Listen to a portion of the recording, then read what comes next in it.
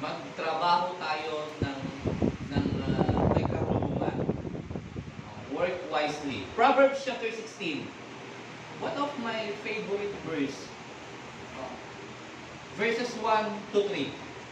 To men belong the plans of the heart, but from the Lord comes the reply of the tongue. All a man's way seems innocent to him, but motives are weighed by the Lord. Verse 3, commit to the Lord whatever you do, and your plans will succeed. Hindi ba't kaganda nung sinabi ng Diyos dyan? Di po ba? Doon sa verse 3, sabi niya, commit to the Lord whatever. Ano man. Wala siyang in-exempt. Siyempre, unless doon sa mga negatibo at sa mga hindi magagandang bagay, hindi naman pwede na sasabihin natin, nagagawa ko ng hindi maganda, pero kinukumit ko kay Lord, sabi niya, magtatagumpay ako. May kukunin ako mamaya doon sa kapitbahay namin na yung alaga niyang manok. So, kinukumit ko sa iyo, Lord, na hindi na makalipad yung manok, hindi makatakbo na. Hindi ganon. Para magtagumpay ako, hindi po ganon. Sabi ng Lord dito, commit to the Lord whatever you do, and your plans will succeed. Basahin mo natin sa Tagalog. Sabi ng Tagalog, nasa tao ang pag-iisip at pagbabalak. Oo, tayo po yung nagplaplano. Tayo yung nagbabalak. No, tayo yung nagde-desire. Gusto kasi natin yan. Pero, ngunit ang tagumpay ay sa Diyos nagmumula. O nagmumula. Parang ganito po yan, di ba? Kaya nga nabuo yung kasabihan na nasa Diyos ang awa, nasa Diyos ang awa, nasa tao ang gawa. Kung ipaparaphrase natin yun, nasa Diyos ang pagpapatagumpay, nasa Diyos ang pagpapatagumpay, nasa tao ang paggawa at pagpaplano.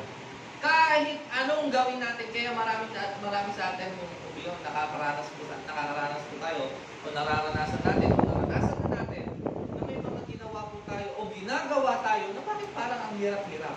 Baka kasi yung plano natin, tayo rin yung nasusunod dun sa plano natin. Yung plano natin, tayo yung parang nagpapakahirap na maging matagumpay yun. Hindi po tayo magpapatagumpay doon sa ginagawa natin. Dapat ikinukumit natin sa Diyos lahat ng ginagawa natin. Kasi siya ang magbibigay ng katagumpayan. Titignan niya, ibigay mo ito para tayo nagbibigay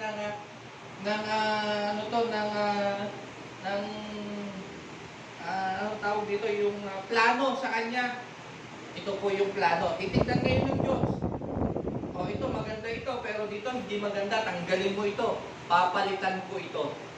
Para maging matagumpay. Yan yung nakakalimutan natin.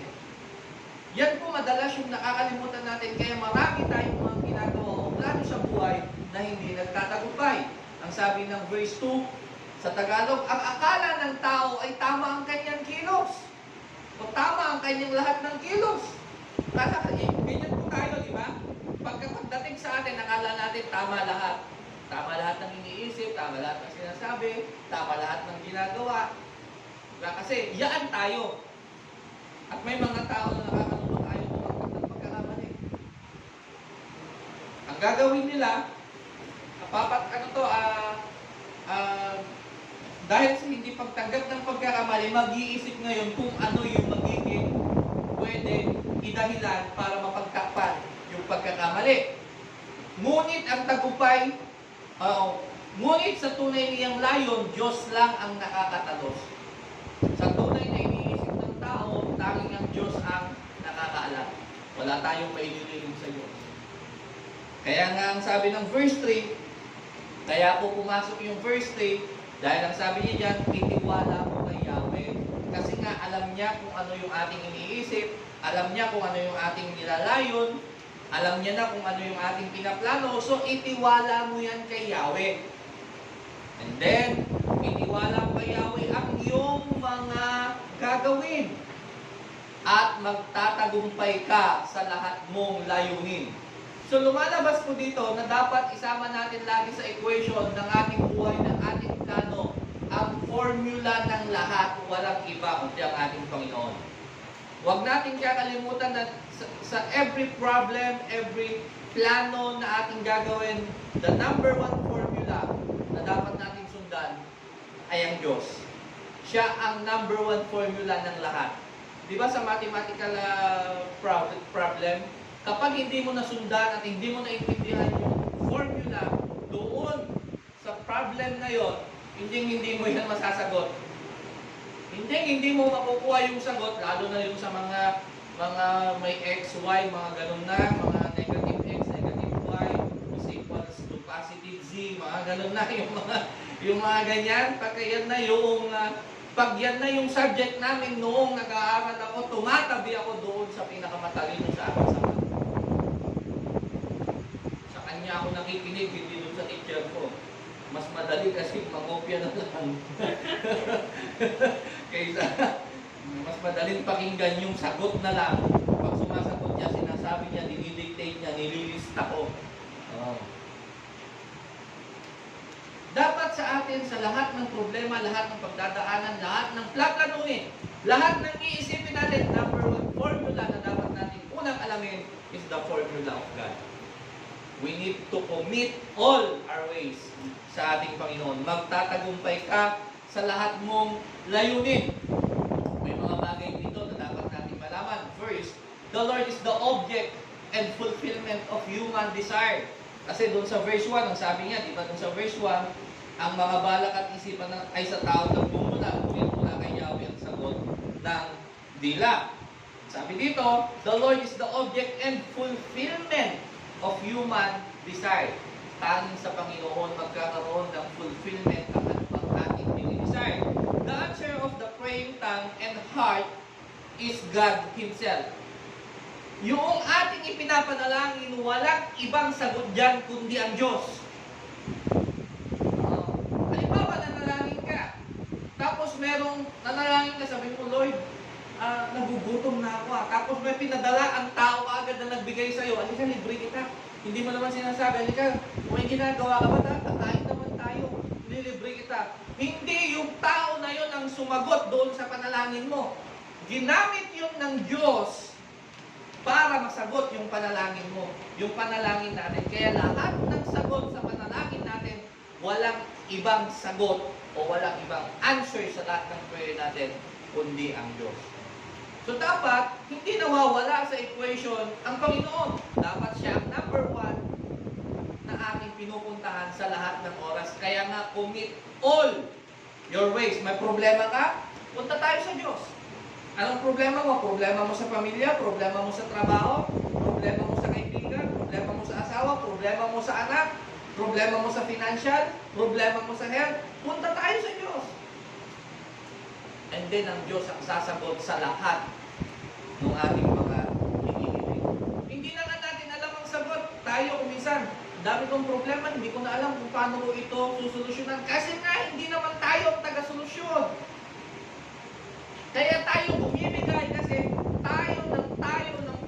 tayo, yung nagpupumilit, meron namang Diyos na nag-o-offer ng tulong sa atin. Ang kailangan lang natin, lumapit at tumawag sa Kanya at ipagkatiwala ang lahat ng bagay na kung ano meron tayo, ipagkatiwala natin sa Kanya. Ang problema, tayo pa ang nagmamataas, tayo pa ang naghihintay na ang Diyos ang lalapit sa atin.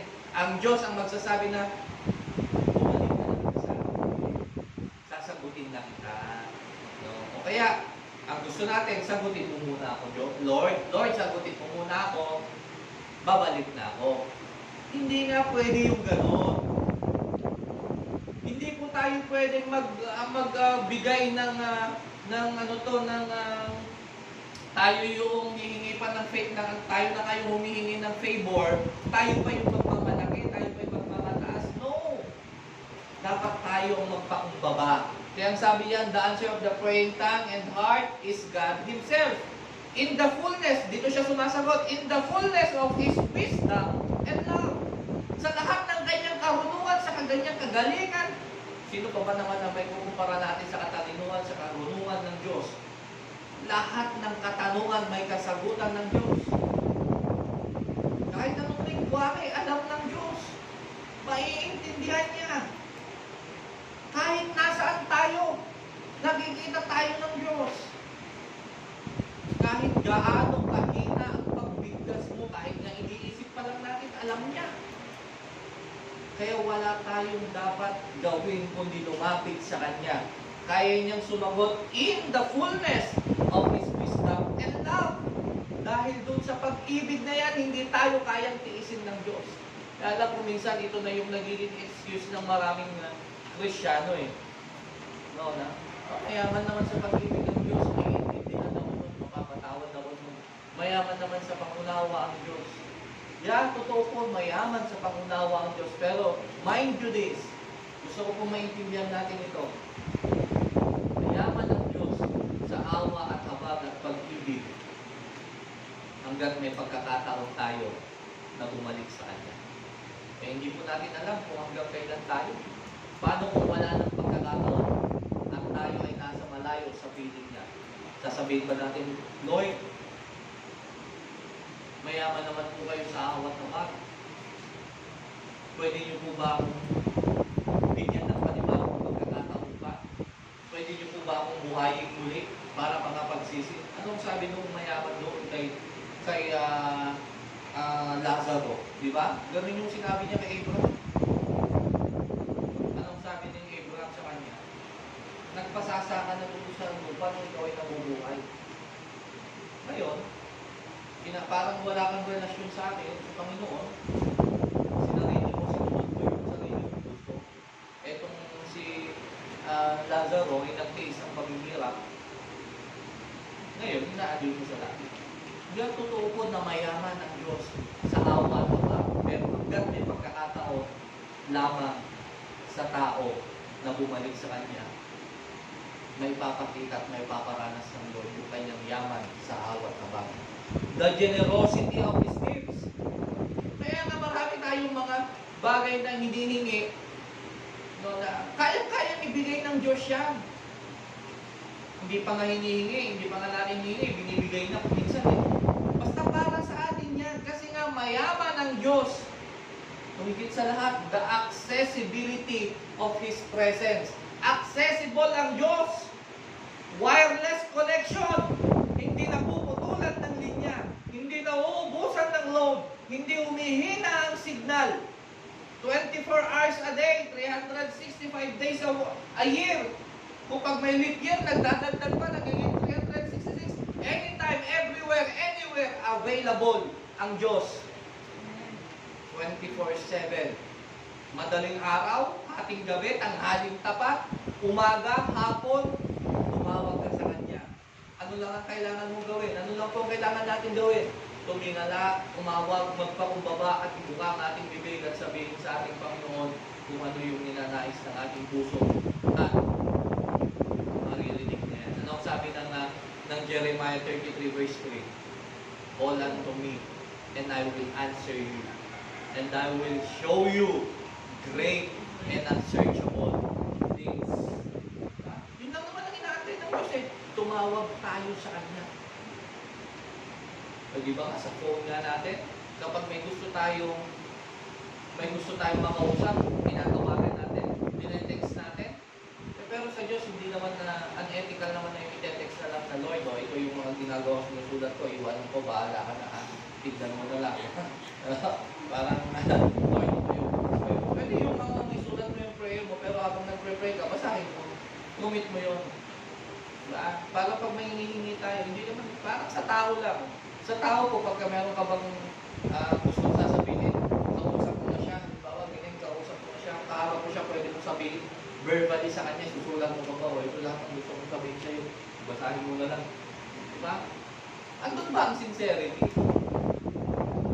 Hindi, parang gano'n. So, kailangan daw natin sabihin sa Diyos, because He is accessible anytime, anywhere, everywhere.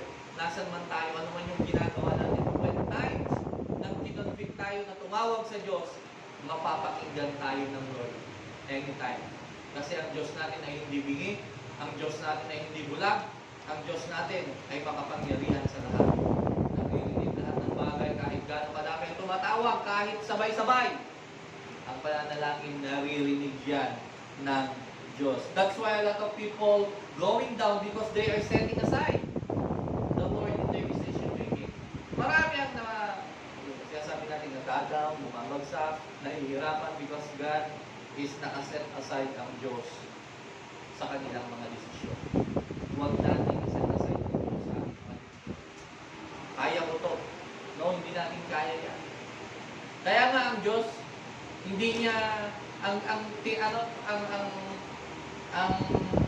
tinutulungan ng Diyos ay yung mga taong walang kakayanan. Bakit? Doon kasi lumalabas ang kapangyarihan ng Diyos na yung mga taong nagtitiwala sa Kanya. Kapag kasi tayo, kaya ko yan. Kapag kasi sinabi natin na kaya natin ito isa, parang natin sinasabi na hindi na natin kailangan ng presensya ng Diyos sa atin.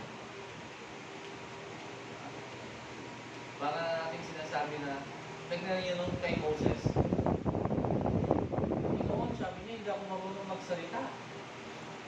Ano ang sagot ng Lord? Huwag kang mag-alala, meron magiging tagapagsalita. Ang kailangan lang sumunod ka lang dun sa pinapagawa ko. So, di ba may naging tagapagsalita siya? Sino ang kinakausap ng Diyos? Si Moses. Ang kinakausap ng Diyos. Tapos, pag nasabi na kay Moses, si Aaron ang magiging tagapagsalita niya. Diba? May pamamaraan, mayaman sa pamamaraan ng Diyos eh. Hindi, kung sinabi ni Moses na, oo, kaya ko yan. Yun lang pala, diyan ka naman yun. Kaya ko yan. Si David, bago niya naman ang simula yan, ang sabi niya, sasamahan ako ng aking Diyos. Diba? Kung paano ako hingatan ng Diyos sa mga laban ko. Diyan niya, hingatan niya rin ako, pagtatagumpayin niya rin ako diyan sa laban diyan sa Filisteo na yan, sabi niya kay Ula. Inaktalin siya. Ang Lord. Kung sinabi niya, hindi, kaya ko yan. Dati ka, kaya ko lang patayin yung mga lumalaban kung sinatagaan ko eh. Malalaki rin yun. Mas may mga pangil yan. Walang pangil. Kaya ko yan. Kaya ang sabi ng Lord, commit all. Commit all. Walang exemption. Psalms 37 verse 5, commit your way to the Lord. Trust in Him and He will do this. Ang dami ng mga verses sa Bible, mga paalala ng Diyos. Sa verse 4 nga yan, 37, delight yourself unto the Lord and He will give you the desires of your heart. Lahat, alay mo o ituon mo sa Panginoon ang ninanasa ng iyong puso. Ipagkatiwala mo sa Panginoon. Yung kagustuhan o ninanasa ng iyong puso, ipagkakaloob niya ito. Desire. And then sabi niya dito, commit your way to the Lord. Lahat ng ating mga pinaplano, lahat ng ating mga effort kasi na committed. Diba? Kaya nga may commitment. Kaya pagka may commitment, ibig sabihin, hindi dapat nawawala kung ano yung sasabihin ng ka-commitment mo. Kukunin mo yung opinion ng ka-commitment mo, parang doon sa mag-asawa. Kaya halimbawa, meron ka magiging gusto decision. So, tanungin mo muna, yung asawa mo kasi commitment yun eh. Plano. Ha? Kapag alam na hindi na-agree, hindi na sasabihin. At pag nalaman, anong mangyayari? Hindi pagkakasunduan. Magkakaroon ng hindi pagkakaunawaan. Kasi nga, commitment yun. They are committed to each other. Ganon din sa ating Panginoon. If we have commitment to the Lord, we need to ask yung approval ng Diyos. Approve ba ito sa inyo, Panginoon? Ito yung plano ko, Lord. Ito yung panalangin ko po, Panginoon. Ito po yung dinidesire ko. If it is your will, kung ito yung kalooban nyo, Lord, salamat po. Ngayon, kung hindi po ito yung kalooban nyo, ipakita nyo po kung ano yung kalooban ninyo. Para yun po yung gagawin ko. O para yun po yung magawa ko. Commitment. Diba? And then, sabi niya pa dyan, yung pangalawa, na dapat po natin maintindihan is the Lord is the corrector of our false judgment. Doon sa verse 2, nakakala ng tao ay tamang kanyang kilos, ngunit sa tunay niyang layon si Yahweh ang nakakatalos. Kala kasi natin sa lahat ng ating ginagawa, itama. Pero ang ating Panginoon is the corrector of our own false judgment. O yung mga bagay na mali na nagagawa natin. That's why marami tayong mga bagay na akala natin yun, tinatanggal ng Diyos natin dahil akala natin parang ayaw ng Diyos sa ibigay. No! Tinatanggal ng Diyos. Kung may tinatanggal ang Diyos na mga bagay sa buhay natin, hindi dahil sa hindi niya tayo mahal, kung dahil yun ay hindi galing sa Kanya o hindi kasama sa plano niya para sa atin. Kailangan nating malaman ito na sometimes when God corrected us, huwag tayong magagalit, huwag tayong magtatampo, huwag tayong manghihina. And remember this, ang taong mahal, ang magulang na mahal, na mahal niya ang kanyang mga anak, di ba, tinatama niya yan. Hindi niya hinahayaan na manugmok doon sa pagkakamali. Pinapalo hanggang maaari, but it doesn't mean na hindi ka mahal. Kapag pinalo ka ng magulang mo, hindi ibig sabihin hindi ka mahal. Mahal ka niya. Sino sa inyo yung pinalo ng walang dahilan? Yung gumawa ka ng mabuti, tapos bakit gumawa ka ng mabuti? Bigla kang inambalos. Di ba wala? Parang ang hirap naman nun yung gano'n na gumawa ka ng tama tapos pinalo ka pa. Kadalasan ng pinapalo na bata o pinapalo na anak ay yung may nagagawang mali. Bakit? Gustong itama. Ganyan din ang Diyos. Ganyan din po ang ating Panginoon. Kapag may nagawa tayong pagkakamali, tinatama niya tayo. Itinutuwid niya tayo. Huwag natin i-take yun na parang hindi ako mahal ng Diyos. May pinipili ang Diyos. May favoritism. We are prone to judge of actions and choices by their aesthetic value. Yung parang kung ano yung kagandahan na nakikita sa atin.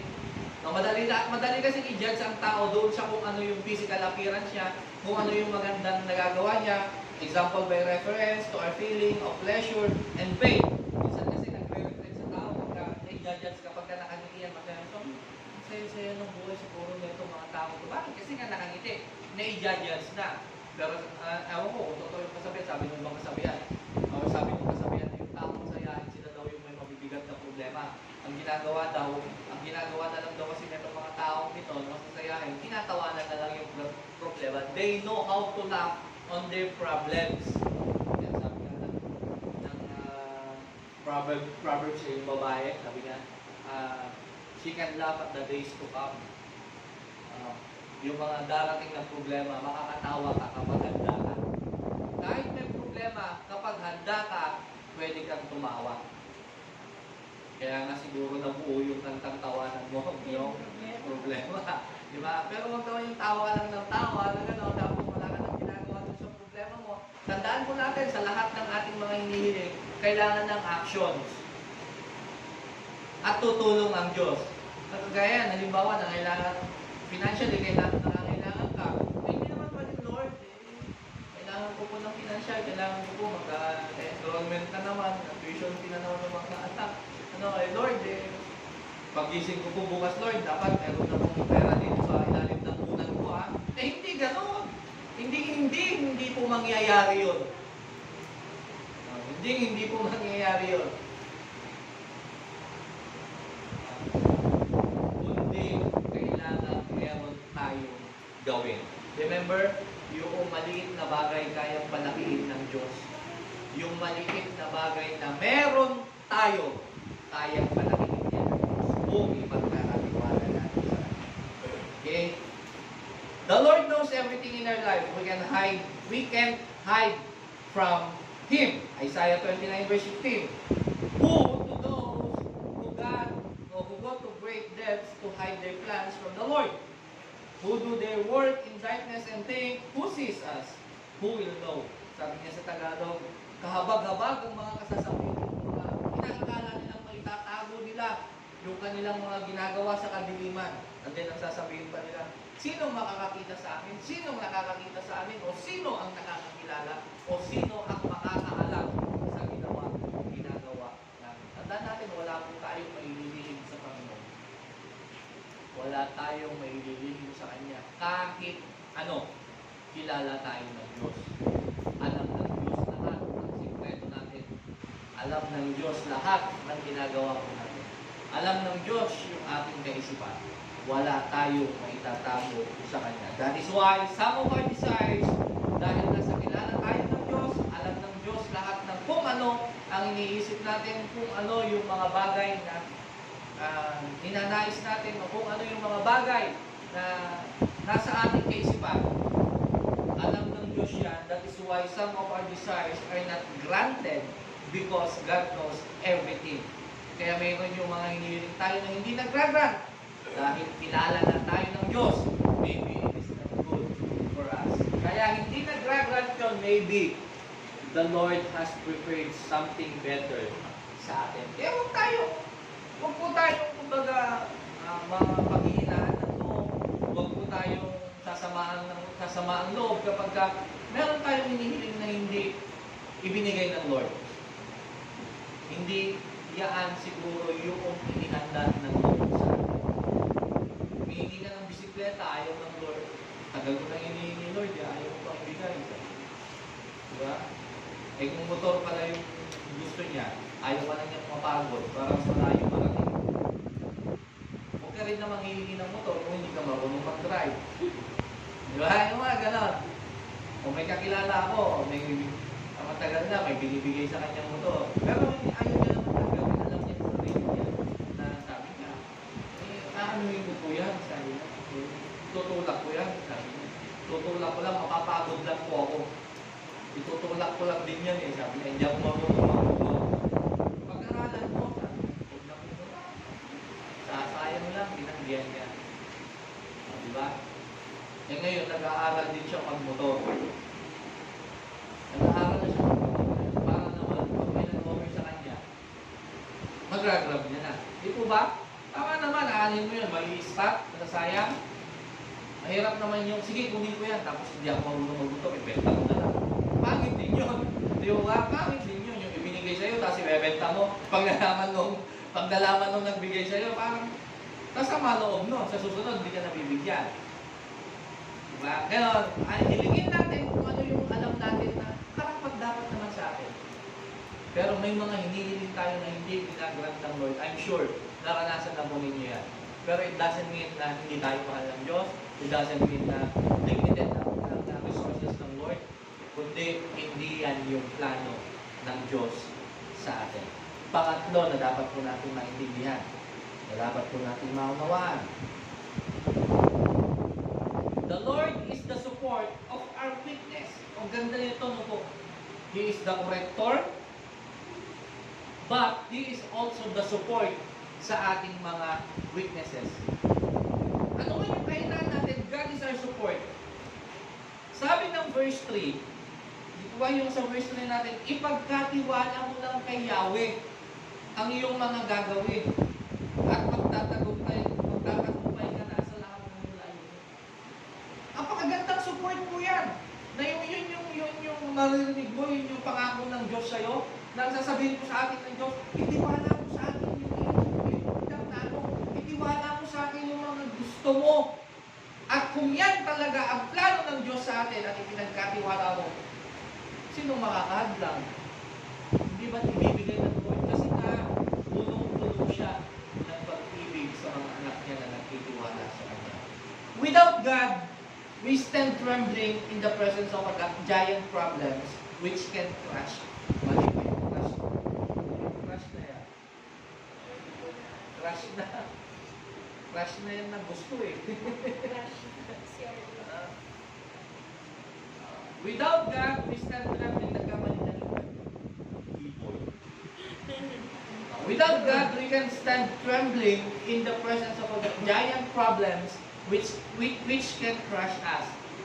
What pag wala ang Diyos, parang tayong tumatayo o nagigipaglaban sa isang napakalaking mga problema na nagiging dahilan para tayo ay mawasan, para tayo ay matumba, para tayo ay bumigay. Remember, ang isang maliit na problema kapag wala ang Diyos, lumalaki ang problema, lumiliit tayo. Pero kapag may malaki tayong problema at meron naman tayong Diyos, lumalaki tayo, lumiliit yung problema. Why? Because our God is bigger and more powerful than anyone or anything in this world. Kaya niya ang lahat. Mapangyayari niya ang lahat ng bagay sa mundo ito. Ang kailangan natin, we need to commit our life unto Him. We need to commit ourselves sa ating Panginoon. Sa lahat ng ating gagawin, we need to commit to the Lord. Hindi niya tayo pababayaan. Believe me, hindi tayo kayang pabayaan ng Diyos kapag pinagkatiwala natin ang ating sarili sa Kanya. Ako po'y naniniwala na wala pa pong naglilingkod sa Panginoon na pinabayaan niya. Wala pong naglingkod sa Panginoon ng totohanan ng tama ng pinabayaan, kundi naging sapat ang Panginoon sa kanila. Naging sapat. When we say sapat, hindi sobra-sobra. Napanalangin niya si Solomon ka, ayaw niya maging sobrang yaman eh. Sabi niya, Panginoon, huwag mo pong gawing sobrang yaman, baka makalimutan kita. Huwag mo rin naman po kung gawing sobrang hirap, baka isumpa kita. Tama na po yung sapat lang. Kaya nga ang Diyos kasapatan, Diyos ng kasapatan, hindi Diyos ng sobra-sobra. Pero yung kanyang pagpapala, sobra-sobra, nagbabaw. Pero yung binibigay niya sa kanyang mga anak, yung sapat lang. Yung tama lang. Hindi konti lang, tama, sapat. Alam ng Diyos kasi yung kung ano yung capacity ng bawat tao. Kaya maraming tao ang nakakalimot because they are extending or sumobra doon sa kanilang capacity. Kaya nga sabi ko kanina, nag-overload. Hindi ba tinuhuli yan? Pagka-overloading, pag sumobra doon sa kanyang capacity, magkakaproblema. Ang sasakyan, kargahan mo ng sobra sa kanyang capacity. Siguro sa una, okay.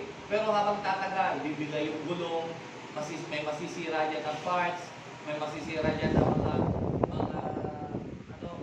sa makina or ng pyesa, may masisira dyan. Bakit? Sumobra doon sa limit. Sumobra doon sa capacity. Kaya hindi nagbibigay ang Diyos sa atin ng sobra sa ating capacity. Remember doon sa babaeng nabalo, yung namatayan na anak, yung nag-pour out ng langis doon sa jars. Di ba sabi sa kanya ng propeta, kunin mo yung mga manghiram ka ng mga jars sa mga kapitbahay mo. So siya pumunta ng hiram. O lahat ng nahiram niya, sige, buhusan mo ng langis na ko yung nasa maliit na lagayan. Binuhusan niya. Then nagugulat yung babae na maliit lang yung lagayan niya, napupuno yung mga jars na hiniram niya, lahat napupuno. Then sabi niya doon sa dalawang anak niya, sige pa, maglabas pa kayo ng jar. Lapit niyo pa sa akin. Sabi ng anak niya, wala na po. Puno na pong lahat. Nung pagkasabi na puno na pong lahat, huminto yung pagtulog. Huminto na yung pagtulog. Ibig sabihin, naubusan na ba? Hindi. Ang Diyos hindi naubusan na pwedeng ibigay. Now, God's power is not limited. But God's power become limited not by His capacity to give, but by our capacity to receive. Nagiging limited yung kakayanan natin kasi tayo may limit. Yung kakayanan ng Diyos sa buhay natin kasi tayo may limit. Kung ano yung kaya natin, yun lang ang ibibigay ng Diyos. Sabi ko nga, hindi ka na sasakyan, hindi ka naman marunong mag-drive.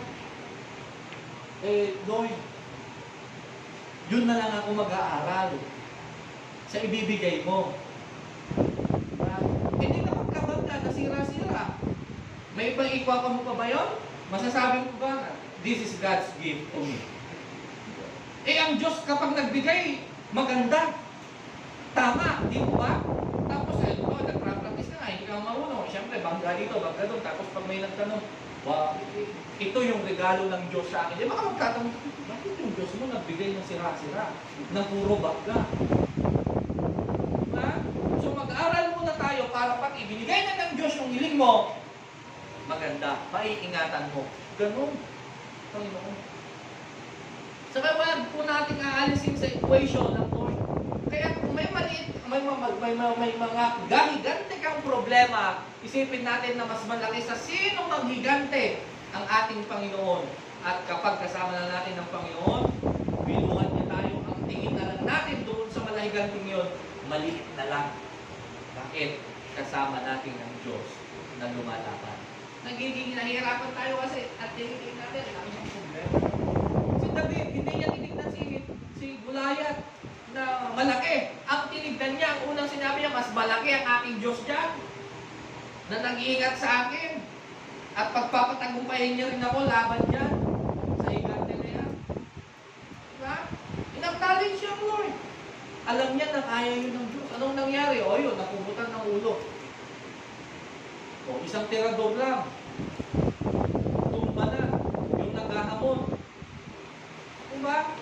may Diyos tayo, nothing is impossible sa ating Panginoon. Lahat ng bagay posible sa ating Diyos. If you want to become victorious, trust the pattern of the Lord. Walang ibang dapat gawin kung gusto natin magtagumpay. Tayo ay nilikha ng mananagumpay, pero kung para pamapuntahan natin yung katagumpayan na yan, we need to trust the pattern of the Lord. Yun lang ang dapat natin gawin. Alamin natin, magtiwala tayo doon sa Creator at nakakaalam kung paano natin mararating yung tagumpay na yan. Siya na yung nakakaalam, alam niya na yung daan. Diba? May nagkakaroon nga ng biruan yung sa sasakyan, yung uso na ngayon yung navigator. Diba? Kaya sabihin mo yung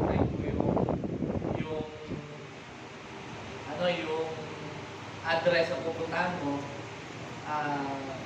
tuturo ka niya. Alam niyo po, sinubukan ko yan, yung dito sa, sinubukan ko, alam ko na yung pupuntahan ko, parang kawayo niya na, nandito ako sa car, papunta ako sa Santiago. Tinay ko lang yung pupunta ako sa Santiago, pero alam ko na yung way kahit wala. Sinubukan ko lang imali-mali kung ano yung gagawin nung navigator, kung ano yung sasabihin. Yung navigator, ituturo niya ng ituturo yung tama, yung alam niyang tama. Kasi yun yung nakaprogram sa kanya.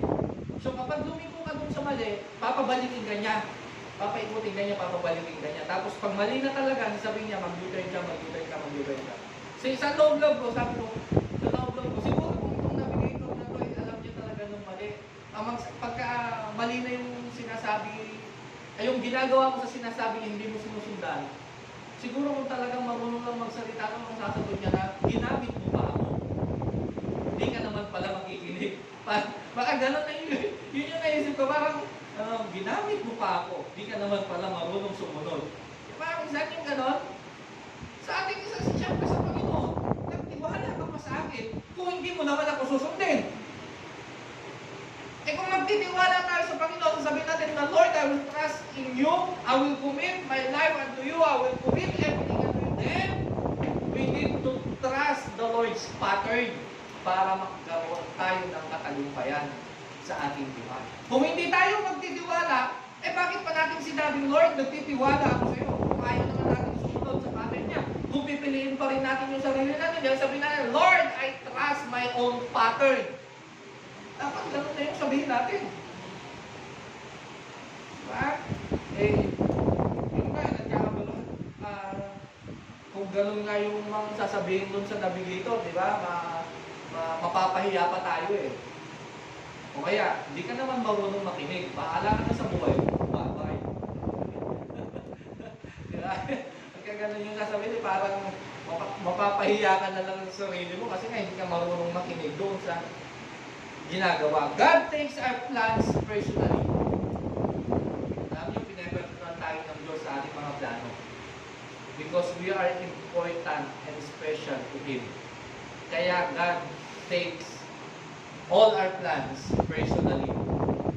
Dahil na mahal niya tayo eh. Gusto niya tayo. So, take it personally. Kasi sa atin, pag sinabi natin personal, pag pinersonal mo ang isang bagay, tinututungan mo yan. Tinutukan mo yan, pinapersonan mo yan. Gusto mo, ikaw talaga yung magmamanage yan. Kasi you want to take it personal. He is involved in our lives. Involved ang Diyos sa atin. Hindi natin mawawala na po yan. Hindi na po natin maiaalis yan na ang Diyos involved sa ating buhay. Kasi kung wala ang Diyos, wala po tayo. Kaya wag natin siyang alisin sa equation. Wag natin alisin yung involvement niya sa ating buhay. Dapat nga lalong ma-involve ang Lord sa atin eh. At tayo lalong ma-involve sa Lord. Bakit? Para magkaroon ng tagumpay yung ating ginagawa. We need to trust Him rather than our plans. Okay, very basic naman ang punto na dapat talagang ang Lord ang masunod sa atin, hindi tayo. Si Jesus nga, sabi niya, let your will, not my will, be done.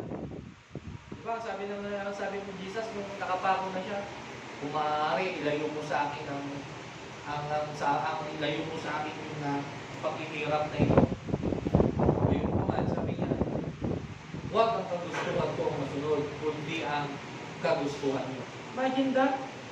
nasa bingit na ng paghihirap, mamamatay na, sabi niya pa, Lord, your will, not my will, be done. Di ba sa akin nga, Lord, magkaroon ng matinding problema, Lord, nag-dilingkod naman ako sa inyo Lord, ganito. Matating na sa point na sinisisi ang Diyos. Diba? Lord, sumusunod naman ako, mabait naman ako, Lord, bakit nararanasan ko? Bakit hindi na lang dun sa kapitbahay ko?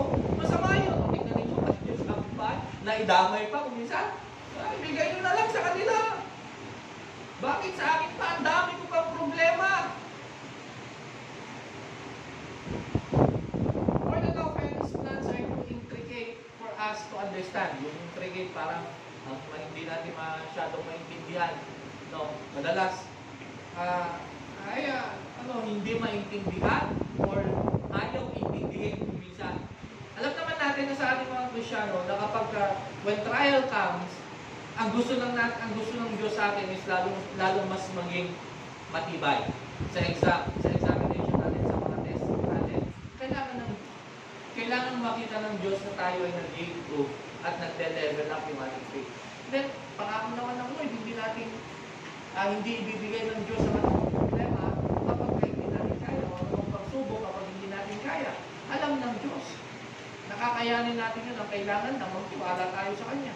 Ang kailangan lang po ay yung makita ng Diyos yung gagawin natin kung paano natin gagawin yung pagsunod sa mga trials na ito para maintindihan natin. We need to patiently wait upon Him for the completion in our life. Yung mga bagay na hindi natin maintindihan, matuto tayong maghintay. May mga bagay na hindi natin maintindihan sa ngayon. May mga bagay po na hindi natin maintindihan kung bakit natin nararanasan ngayon. But in God's perfect time, maiintindihan natin bakit kaya natin dinanas yun. Kaya pala namin dinanas ito noon.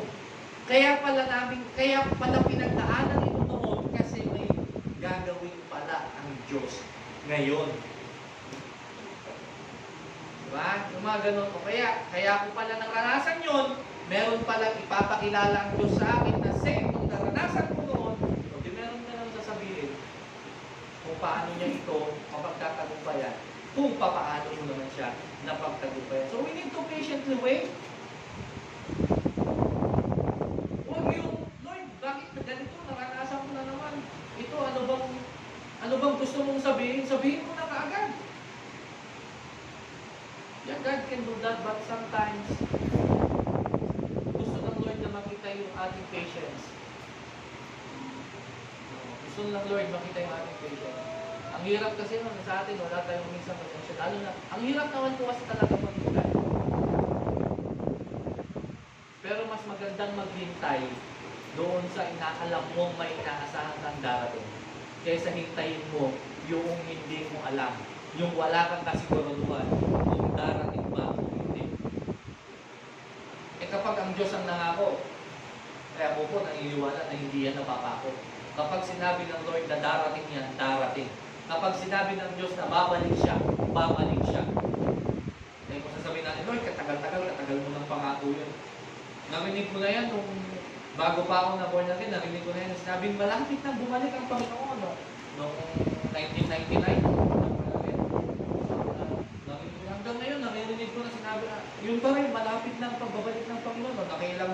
Nakailang years na. Diba? 1999, 2009, 2010, 2019, 22 years. 22 years na. O, kasi 4 years old ako noon nung naborn na din ako.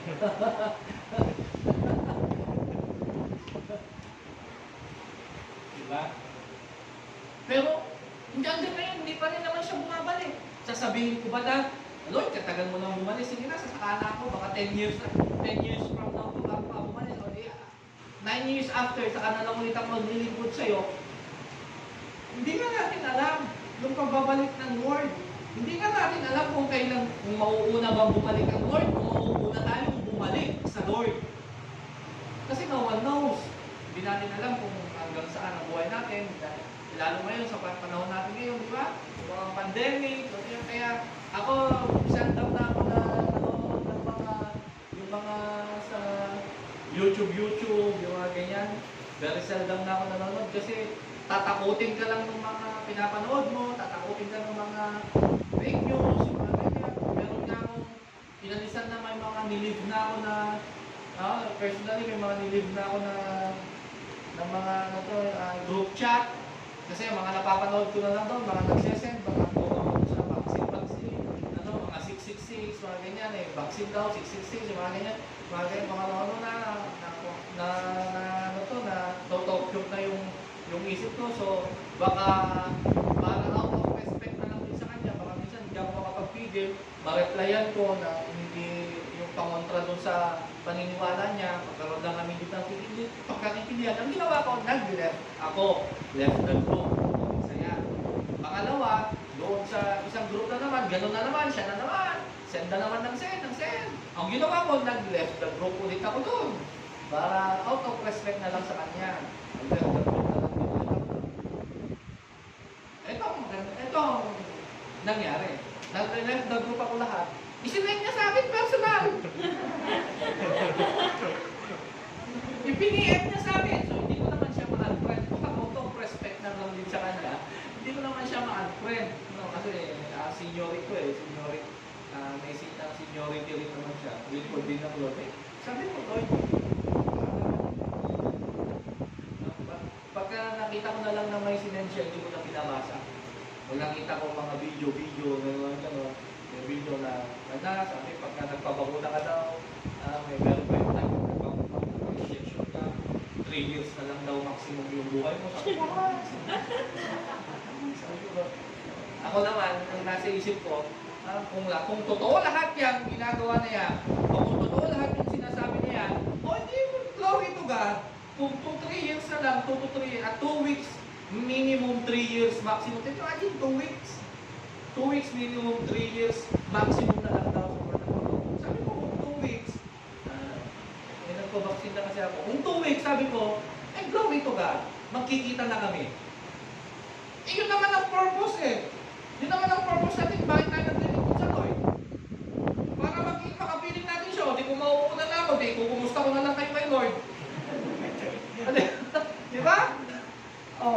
Sa loob-loob ko, medyo loaded rin yung isip ko, medyo pinasukurin ko yung isip ko minsan. Sabi ko, nung nabasa ko yun na gano'n, nung napanood ko na gano'n, sabi ko, sinukunin na ako ng Lord, mauna na ako Lord. Magkita na lang kami doon, magkita na lang kami. Kung hindi, tatanawin ko na lang din siya. Kaya minsan, para ko lang ito kasi hindi natin alam yung nangyayari.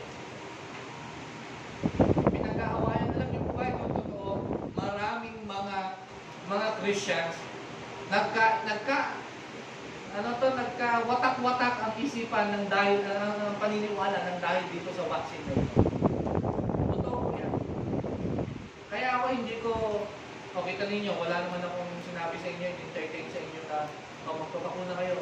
Pinilit, as your pastor, magpapakuna. Wala naman ako sinabi sa inyo. It is your own choice. It is your will kung gusto ninyo. Diba? Kaya ako nagpa-vaccine kasi ito yung alam ko na makakatulong sa akin at makakatulong din ako sa iba. Kasi alam ko sa sarili ko, malakas ako. Paano dun sa miyembro ng family ko? Kung meron hindi malakas, tapos nakawakan, di ako kayo naging carrier sa kanya. Yun yung sabi, yun yung ako. Yun yung personal na opinion ko. Pero hindi ako nagsabi na against or favor. Basta ako ginawa ko kung ano yung alam ko na magiging okay ako. Kasi yun na yung sabi ko. Kung kukunin na ako ng Lord, thank you Lord. Magkita na kami. Di ba? Kumusta ko na lang kayo. Yan? So, we need to patiently wait sa Lord. Yan naman ang importante. Marunong tayong maghintay. Darating at darating at darating ang Diyos. Pangako po niya yan. Ang Diyos kapag nangako, tinutupad po niya. Hindi natin alam kung kailan, kung saan, kung papaano, kung hanggang kailan tayo. But one thing is for sure, darating at darating yung time na yan na harap po tayo sa Diyos. Why are His plans so complicated? Bakit kung minsan parang ang tingin natin komplikado yung plano ng Diyos? God's plans go beyond our understanding so that He might be glorified by showing how great He is. Ganito po yan. Sometimes ang plano ng Diyos is beyond our capacity. Beyond our understanding. Kung parang hindi natin maisip kung ano yung solusyon. Kasi nga, ina-allow ng Lord yan para magtiwala tayo sa Kanya at mag-glorified siya sa buhay natin. Sasabihin natin na, o nga no, hindi ko kaya ito kung wala ang Diyos sa aking buhay. Hindi kaya ng sarili kong kaisipan ang kasagutan, kaya acknowledge the presence of God na siya lang ang sasagot sa lahat ng problema ko. That's why some of our trials o some of the things na dumadating po sa atin is beyond our understanding for us to be glorify the Lord Himself sa ating buhay.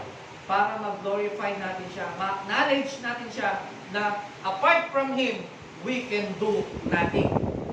Without God, we are nothing. Kaya nga, without Christ, I am nothing. Doon sa Christian, na word, alisin mo yung word na Christ. Ano yung mawawala doon? I-A-N. I am nothing. Wala tayo kapag wala ang presensya ng Diyos. If we are patient, we can participate in His greater plan that brings glory to Him. Maganda po itong yung word na participate. Hindi natin dapat ipasa lang sa Diyos. Hindi natin dapat ibigay lang yung trials o yung problems sa Lord.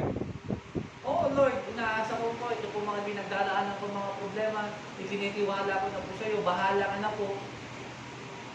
Matutulog ako, gisingin nyo na lang po ako pag okay na. Hindi ganon. Dapat, we have to participate. Halimbawa, may lumapit sa inyo, may problema. Pwede mo ba akong tulungan? O ito yung problema ko, bahala ka na. Tapusin mo na lang. Tapos, pagka okay na, bigay mo na lang sa akin. Parang sa mga group studies, gano'n, di ba? Asar na asar tayo doon sa mga walang ginagawa. Tapos yung wala nang ginagawa, sila pa yung panggulo. Tapos sila pa yung demanding. Kung makapag-follow up kung tapos na. Uy, ano na yung project natin tapos na? Magagalit si teacher, baka babagsak tayo. Deadline na, di ba natin natatapos yan? Siya naman yung walang ginagawa. Siya pa yung demanding. Diba? Sa lahat ng yan, dapat mag-participate. Same as with God. Kapag may in-offer tayo, may inilapit tayo sa Diyos, we need to participate ourselves sa ating Panginoon. Wise plans only can be made and carried out in the valley of humility where the glory of God shines. Hindi ito dapat mawala. Yung humility. We need to take steps to live there so that the Lord does not need to devise some method to bring us there. Mahalaga, we need to take steps. Lakad tayo. Kahit maliliit lang yan na hakbang, makakarating din tayo kung patuloy tayo dadaan doon sa plano ng Diyos sa atin. Huwag natin kakalimutan na ang plano po ng Diyos sa atin ay maganda, masaya, maginawa. Yun yung plano ng Diyos sa atin. At kapag tayo nabibigyan, we need to work wisely. Sa paanong paraan, we need to commit all our ways unto the Lord. Nang sa ganon, magkaroon po ng katagumpayan lahat ng ating mga pinaplano if God's permit and if we commit sa ating Panginoon lahat ng ating Diyos. Ayaw naman tayo ng Lord sa pahirapan. Ayaw tayo ng Diyos na makitang naghihirap. Ang gusto man ng Diyos nakita tayo ng masaya, ng masagana, hindi naghihirap. But God's He allows na magkaroon tayo ng mga kung ano yung pinagdadaanan natin dahil gusto niyang makita na tayo ay magtitiwala o nagtitiwala sa Kanya at hindi siya nawawala na first formula at first option natin sa ating buhay. At kapag siya nawala, mahihirapan po tayo sa ating buhay. So, ang dapat lang natin alamin, dapat natin isipin, ang lahat ng bagay ay magtatagumpay kapag ang Diyos ang ating kasama. Kaya palapakan po natin ang Lord. Tayo po lahat ay tumayo. Tayo po manalangin. Ilang Diyos, salamat po Panginoon sa oras na ito. Salamat po Panginoon sa iyong patuloy na pagsama sa amin. Salamat sa pagpapatagumpay mo sa aming mga ginagawa, sa aming mga pinaplano. Salamat Panginoon sa katagumpayan na gawain ito ay dubitin Father God na yung aming mga napag-aralan na mo sa aming isipan, nagbigay ka ng pagkakataon na mas makilala ka namin ng lubusan sa kung ano ang mga kakayanan at kaya mong gawin Panginoon para sa amin. So Lord, tulungan mo po kami at turuan mo kami kung paano namin itiwala ang lahat ng aming mga pinaplano, mga ginanais, mga binabalak. At sa ganun Panginoon, ay magkaroon po ito ng katagumpayan. Sa aming buhay Panginoon, patuloy na ikaw ang maitaas. Una, patuloy na ikaw ang madakila Panginoon. Salamat po ng maraming maitaas ka, madakila ka. Ito po ang aming panalangin na may pasasalamat. Pataas na patuloy sa iyo. Sa pangalan ng Ama, ng Anak, at ng Banal na Espiritu. Amen. Amen. God bless po.